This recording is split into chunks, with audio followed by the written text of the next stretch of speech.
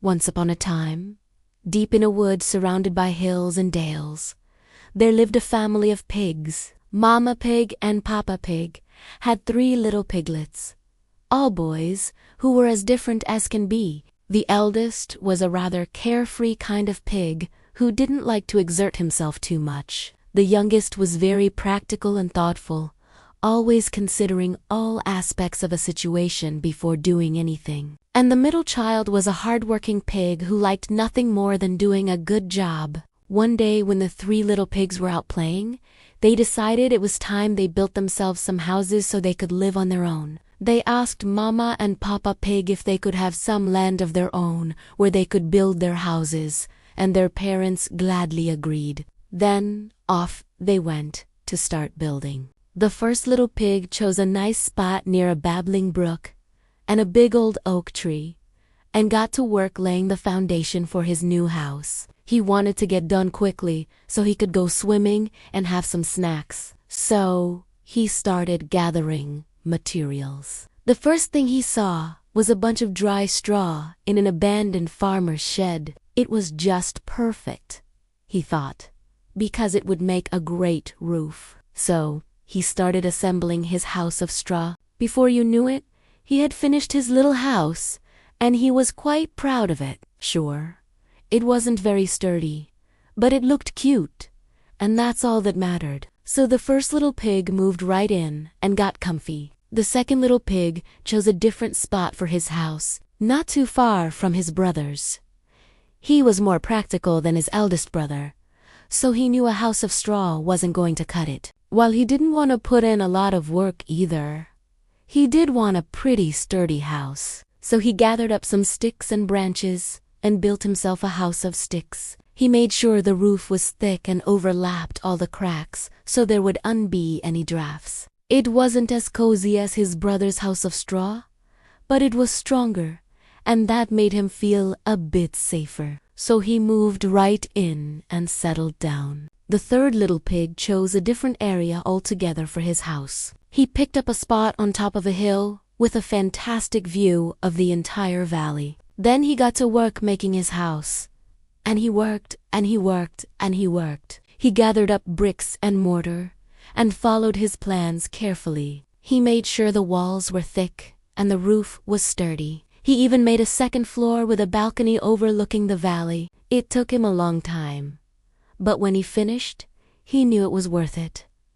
His house was beautiful, strong, and safe. And when his brothers saw it, they couldn't help but agree. So the third little pig moved right in and was glad to have his nice house to relax in. For a while, the 3 pigs lived happily in their own houses. The first 2 pigs spent most of their time lounging around the house or taking naps in the sun, while the third pig spent his time tending to his vegetable garden and working on home improvement projects. But then one day, a big bad wolf came along. He was tall and lean and mean, with sharp teeth and claws. He was also quite cunning and extremely hungry. As he was walking through the woods, looking for something to eat, he smelled the delicious aroma of pig wafting from the houses in the distance, and he licked his chops in delight. He approached the first little pig's house, who was dozing off in a chair by the window. Little pig, let me in," he said in a voice like gravel. "Not by the hair on my chinny chin," replied the first little pig, knowing full well that this was a wolf and that he wasn't gonna let him in. So the wolf huffed and he puffed and he blew the house of straw down, and the first little pig ran for his life to his brother's house of sticks. Little pigs, let me in," sighed the wolf, catching up to the second little pig's house. "Not by the hair on our chinny chins," replied the second and third little pigs. So the wolf huffed and he puffed and he blew the house of sticks down, and the 2 little pigs ran for their lives to their brother's house of bricks. The wolf was getting pretty hungry at this point, and his mouth was watering. He approached the third little pig's house and shouted, Little pigs, let me in," but got no answer. He knocked on the door, But when the pigs didn't answer, he tried his trick again. Little pigs, let me in, he said, louder this time. But the only reply he got was the sound of hammers and saws working. The third little pig was busy reinforcing the doors and windows with iron bars and extra bricks. He wasn't about to let this wolf in, not by the hair on his chinny chin. So the wolf huffed, and he puffed, and he blew the house of bricks, but it didn't budge. He tried again, harder this time, but the house didn't fall down. He huffed and puffed until he was completely exhausted and out of breath, but the house stood strong and tall.